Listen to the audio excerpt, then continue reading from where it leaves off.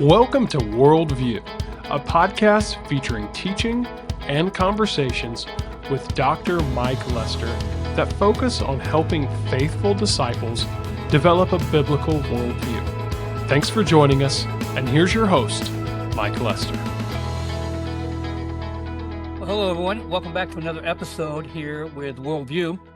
I'm your host, Mike Lester, and I'm so excited about this season as we have been discussing relational discipleship. When I think of the world today, and I think about the need for change, I am so excited and encouraged as I think about the power of the gospel. I truly believe the power of the gospel can transform the vilest of sinners to become the prince of preachers. And I'm excited about just connecting our New Testament worldview and 21st century technology, but making sure we're staying connected to the root model given to us by Jesus in the Gospels. And so today's episode, I've simply entitled The Walk Starts Here: How Discipleship Really Begins. And I want to think about just some big ideas in today's episode, some just big ideas to help us get our mind biblically immersed in the concept of relational discipleship. And so I'd like to start out with big idea number one today. I love this statement. Here it is. Discipleship has a face. That probably sounds odd, and maybe it sounds even too generic. But what I'm attempting to do is to reconnect us back to the idea that discipleship is a person with a person. It's not a person with a book. It's not a person in a program. It's not a process by which we're pushing people down the manufacturing line. But discipleship, relationally speaking, biblically speaking, New Testament Christianity, discipleship has a face, or discipleship has a name. Discipleship isn't abstract. It's embodied. I want you to think about this. All right. Nothing new here. What I'm about to say, every person listening today will scratch their head and say, yeah, Mike, I already know that. But I'd like to connect the picture of something we already know. I'd like to connect it to this concept of relational discipleship. So bear with me for a minute. Let's go back in our minds to the book of, if you're driving, don't open your Bible, just keep your eyes on the road. But I want you to go back in your mind to Genesis chapter number 1. And I want you to hear the words over and over again. And God said, it is good. It is good. It is good. And then I want you to come to Genesis chapter number 2 in your mind. And I want you to hear God say, it's not good for man to be alone. And so God brings to Adam a helper that's fitting and appropriately made for him. And as a team, they are going to be able to serve God together in this garden, this paradise. Genesis chapter number 3. It's not good. It's broken. Relationship with God, fellowship with God has been broken, damaged. It will never be the same again this side of eternity. And so we hear in Genesis 3 this promise, this what we call in theology, this proto-evangelium, this first promise of the gospel that one day there will be a descendant, a seed from this woman who is going to make it all right again. And as this concept goes through the Old Testament and then in the New Testament, we start to see some portraits of it embodied in the sacrificial system, embodied in the tabernacle, and later in the temple. We start to see some theological words develop like atonement, propitiation, and reconciliation. And now with the Bible complete, Revelation finished, we can parse the nuances of all of these doctrinal terms, and we can split hairs with people we disagree with, and we can have these theological in-house debates ad nauseum. But at the core of this narrative, God had a relationship with man. It was broken. God wanted to restore this relationship, this fellowship again. He wanted to reconcile man back to himself. Now, think about how he did it. He didn't send them to a remedial class. He didn't have them go through a program, 12 steps, being reconciled to God. What he did, and don't miss it, what he did was simply this. He allowed man to see the big picture that God was incarnate, embodied on this planet. Salvation did not come through a system. It came through a person. And when we picture discipleship, we should picture a person, not a process. Think about Old Testament pictures, Moses and Joshua. Moses didn't just teach Joshua. He included him with decision-making. He mentored him. He brought him into discussions and councils. It wasn't just, I have these 30 minutes set apart this week for us to go through our next lesson. They were doing life together. Naomi and Ruth, the same could be said. Elijah and Elisha. And we start to see these relationships develop. And notice I used the word, we see these relationships develop. When you think of the New Testament, we have Paul and Timothy. We have Paul and Silas. We have Paul and Titus. We have Barnabas and Paul. We have Jesus and John. We have Jesus and Peter, James, and John. We have Jesus and the 12. We have Peter and we have Mark. We have so many examples of relational discipleship taking place. These relationships weren't curriculum driven. They were life integrated. They were relationally rich. And I would venture to say, if you were to stop for a moment and think about your own journey with Jesus, there's probably some faces popping in your mind right now. Who has been the face of discipleship for you?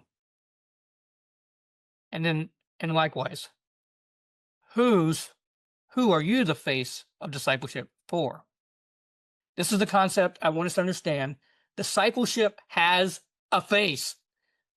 Let me give you a second idea. Discipleship moves at the speed of relationship. The ingredients we see in discipleships being formed, disciples being formed, time, presence, and a shared life. Look, discipleship isn't a sprint.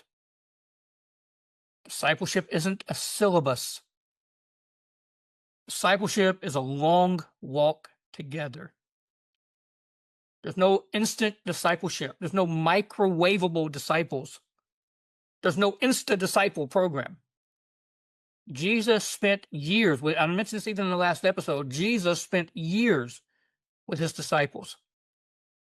So time is an ingredient for disciple making that we cannot ignore. Presence is another ingredient. Jesus came and dwelt with men.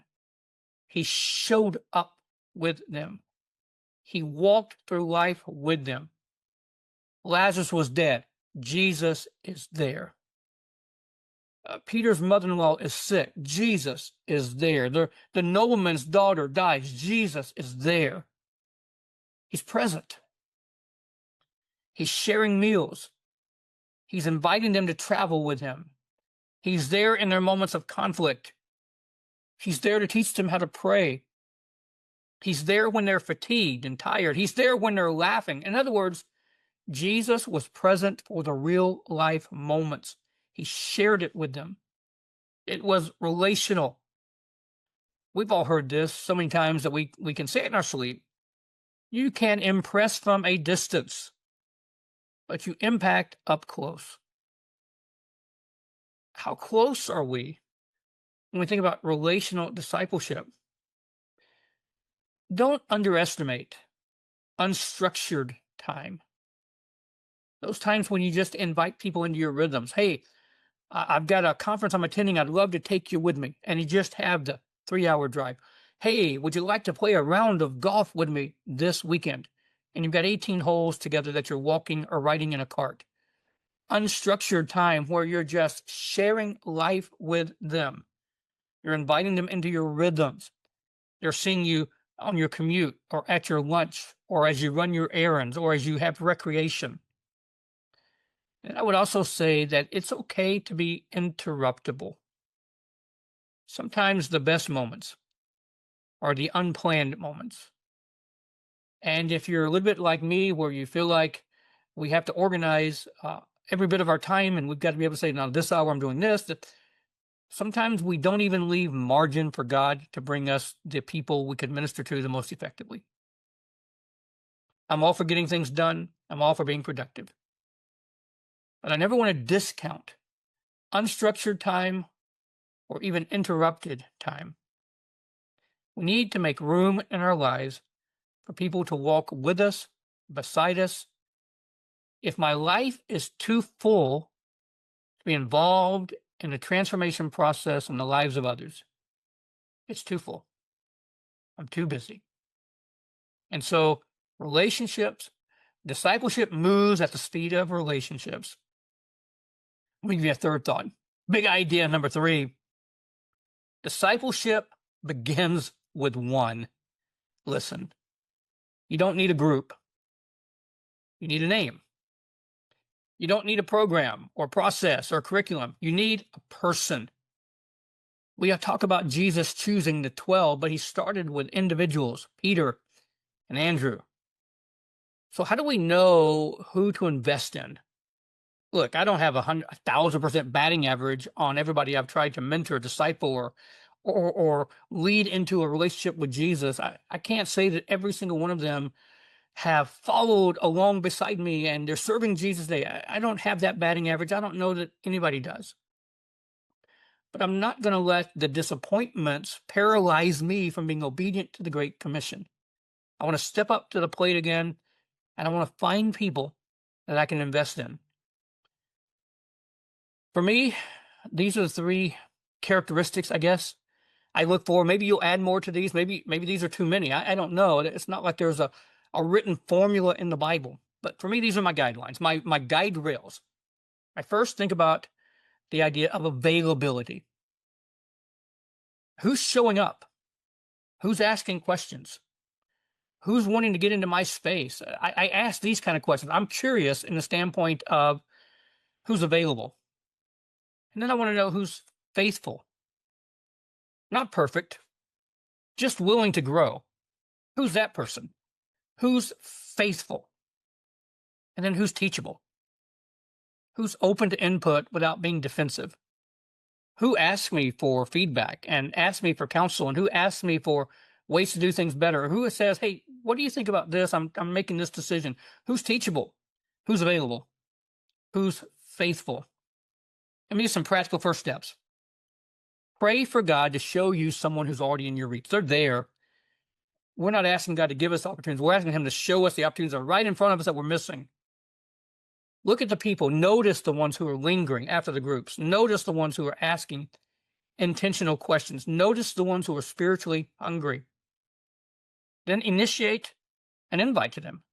Would you be open to meeting a couple of times with me to just talk about growing in your walk with Jesus? Just start with that. And let's just talk about it and see if that grows into a mentoring position.